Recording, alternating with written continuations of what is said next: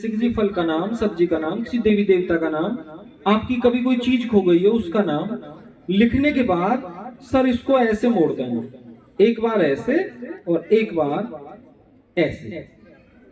तो मैं आंखें बंद करके कानों से सुन के बताऊंगा कि इस कागज के अंदर सर ने क्या लिखा है, बिना पढ़े। पढ़ना नहीं है, कानों से सुन के बताना। तो ऐसे बंद करके दे देना सर। इसके ऊपर थोड़ा सा जादू भी कर दिया है, लो सर, जगह भी बना दी आपके लिए, जो कुछ आप चाहें यहाँ पे लिख लें। लेकिन इसमें इंग्लिश उर्दू भाषा का प्रयोग नहीं होता है, हिंदी भाषा में साफ साफ क्लियर क्लियर अलग खड़े होकर लिख लें सर, मुझे ना दिखाएं, छुपा के लिख लें जहां आपका जी करे, बस साफ साफ लिख के लाना जरा। जो भी आप लिखे, इच्छा है आपकी, कुछ भी लिख लें। तो मैं कोशिश करूंगा कि जो कुछ भी वो लिख के लाएंगे शायद आपको कानों से सुन के बता सका। मैं देख भी नहीं रहा हूं, जहां भी चाहे सर कमरे में जाके भी लिख के लाते तो भी मैं कोशिश करता कि बिना पढ़े बता दूं। कागज मैंने पहले ही बंद करा दिया था, ठीक है सर, बंद है ना, बस केवल कानों से सुन के जानना है कि इसमें आपने क्या लिखा है। तो मुझे इस कागज की भी क्या आवश्यकता, मैं इस कागज को ही फाड़ के छोटे छोटे टुकड़े सर इसके अलग अलग किए देता हूं। जो कुछ भी आपने लिखा था मैंने आंखों से देखा भी नहीं है, फटके मेरे हाथों में है। लेकिन सर जो वहां लिख के लाए थे वो तो मेरी जेब में रखी हुई इस डायरी में भी लिखा हुआ होगा।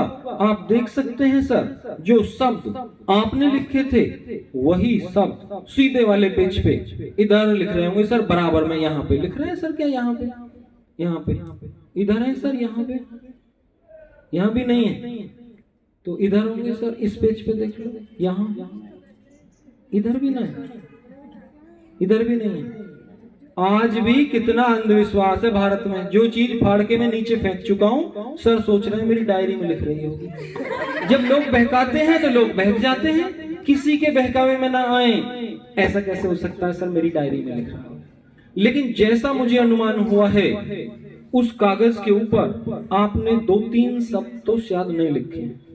अगर मैं सही समझ पाया हूं तो उसमें आपने एक ही शब्द लिखा था और वो था दीपक। यही था सर जी, दीपक ही लिखा था। बिना पढ़े भी दूसरों के मन की बातें बता देना। इतना बड़ा कागज भी लिख के लाएंगे ना सर घर से तो मैं कानों से लगा के बता दूंगा कि उसके अंदर क्या क्या लिखा हुआ है, बिना पढ़े। और सर मैं कागज भी चेक करवा दूं आपको, कभी आप सोचें इसमें कोई आवाज आ गई होगी, ऐसी बात नहीं है। लाओ मैं चेक करा देता हूं।